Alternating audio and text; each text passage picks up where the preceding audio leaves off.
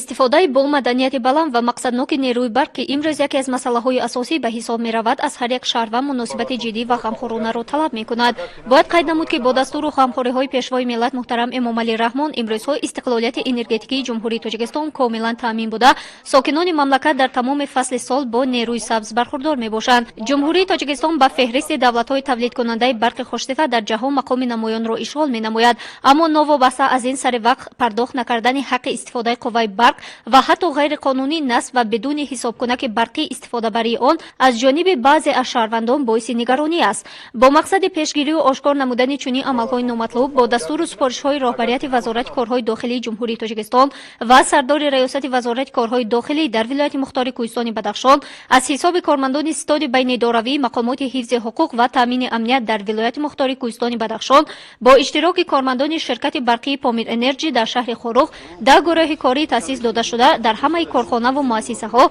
تشکیلات ها، منزل های استقامتی، بازارهای شهر، مرکزهای کلان سودا، قهوه‌خانه و طربخانه ها و در دیگر جایها که منبع برق استفاده می شود، سنجش ها، کارهای فهماندهی برای مقصدناک استفاده بردن نیروی برق در وقت سرمای زمستان و سر وقت پرداخت نمودن مبلغ‌های قرضی از حساب استفاده برق از جانب سردار ریاست وزارت کارهای داخلی با گروه کاری دستور داده شد. از جمله در نتیجه سنجش از جانب گروه کاری تأسیس داده شده استاد بین داروی تامین امنیت در ولایت در بازار مرکزی خیابان شیرینشاه شاه تیمور مرکز ولایت شهر خروخ، کوچه های محمد نظرов، عبدالمحمد النظرов و کوچه سبزعلی آدینه مورد سنجش قرار داده شده یکچند دلیل سر وقت پرداخت نکردن مبلغ استفاده برق آشکار گردید. اینچنین در جریان سنجش معین کرده شد که شهروندان زیرین در سوراخ‌های در بالا ذکر گردیده باور و صبر بیگیم مبلغ 2143 سومانی، توکل و یادگار 1425 سومانی، شیر و نرگس 874 سومانی، فیض‌الله و مهینه 2500 سومانی، اقنظرов محمد عیسی 977 سومانی، زمانov محیدین 577 سومانی و قربانشاев کرمانشاه 1558 سومانی مدت‌های طولانی قرض‌های مبلغ پرداخت نیروی برق را نسپاریدند. باید قید نمود که چنین سنجش‌ها در دیگر محله‌های شهر خروخ گذرانیده شده ایستادند. وابسته به حالت مذکور نسبت نامبردگان که دیده و دانسته دست به قانون شکنی زدند سندهای لازمه ترتیب داده شده نسبتشان چاره‌های دخلدار قانونی اندیشیده می شود. ساکنان شهر خروخ ابراز داشتند که بنابر سبب بعضی مشکل‌ها آنها نتوانستند سر وقت مبلغ قوای برق را پرداخت نمایند، اما بعد از سنجش و مشاهده‌ها و بردن کارهای فهماندهی از جانب گروه کاری ساکنان قید نمودند که مبلغ‌های قرض از حساب قوای برق را در مدت‌های کوتاه برقرار می‌نمایند. من جمعه گلبیک ساکن شهر خروخ کوچه شیرینشاه شاه تیمور 149 درای شش حقیقتا من در نزد کارخانه شرکت برق قرضدارم. حاضر امروز من هیئت گروه کاری ما را تفتیش کرد، امانده دادم و وعده می‌دهیم که انشاءالله تا چیزهای 15-20% قرضهای برق می‌سپاریم. کارمندان شرکت برقی پامیر انرژی ابراز داشتند که از سبب پرداخت نشدن حق استفاده برق از جانب بعضی از شهروندان به فعالیت شرکت برقی پامیر انرژی تاثیر و ضرر زیاد رساند. طور معلوم است یکی از هدف‌های حکومت جمهوری تاجیکستان این رسیدن به استقلالیت انرژتیکی می باشد که در این سمت ساختمان و بنیاد انشاءات‌های گوناگون برقی ادامه یافته ایستاده است و در نظر است که در این سمت باز یکچند دیگر انشاءات‌های برق تولید کننده ساخته و به استفاده داده می شوند. در این سمت همچنین مسئله از جانب اهالی صرفه‌کارانه استفاده بردن قوای برق خیلی مهم می باشد که این مسئله مخصوصا در فصل سرما مسئله اولین درجه به حساب می رود. این روزانه با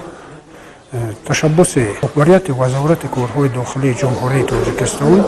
و ریاست وزارت کارهای داخلی جمهوری تاجیکستان در ولایت مختار کوهستان بدخشان گروه های کاری تأسیس داده شدند. مقصد از تأسیس این گروه های کاری میان اهالی فهمانده دادن اهمیت صرفه‌کارانه استفاده بردن قوای برق و همزمان سر وقت پرداخت نمودن حق استفاده قوای برق می باشد. این گروه ها فعالیت خود را الکی در حدود شهر خروخ در تمام محله سر کردند و این کارها ادامه خواهند یافت. ما دیده ایستادیم که علاقه این فعالیت گروه های کاری ثمره نیک خود را به بار آورده ایستاده است و وابسته به این از جانب اهالی این گروه ها فعالیت این گروه ها دستگیری کرده می شوند. همچنین دیده ایستاده ایم که آدمانی که در نزد شرکت از استفاده قوای برق قرضدار هستند علاقه به پرداخت حق استفاده قوای برق سر کرده. بعد از با فعالیت شروع نمودن گروه کاری تأسیس داده شده از جانب ستاد بین داروی مقامات حفظ حقوق و تامین امنیت در ولایت در مدت 2 روز فعالیتش مبلغ 875,118 سامانی با شرکت برقی پامیر انرژی برقرار کرده شد. خرسندی آور است که امروزها گروه کاری از حساب ستاد بین اداروی مقامات تامین امنیت در ولایت مختار کوهستان بدخشان تأسیس داده شده در محلها و شهر فعالیت کرده ایستادند. مقصد از این کار میان اهالی بردن کارهای فهماندهی عاید استفاده صرفه‌کارانه قوه برق و پرداخت سری وقتی حق قوه برق می باشد. طوری دیده ایستاده‌ایم که آن مشتریانی که قرضدار بودند علاقه به پرداخت نمودن حق برق شروع نمودند. باوری داریم که در نتیجه برای ماندن چنین فعالیت کاری هم وضعیت استفاده عاقلانه برق و هم وضع پرداخت قرضهای برق کلاً بهتر می‌گردد. واقعا در فصل سرما که نارسایی نیروی برق مشاهده می شود، بعضی از شهروندان منفعت‌های شخصی خود را از منفعت‌های دولت و جامعه بلندتر حسابیده باعث تلفات بر زیاد نیروی برق و خلل‌دار داشتن استقلالیت انرژتیکی کشور می شوند.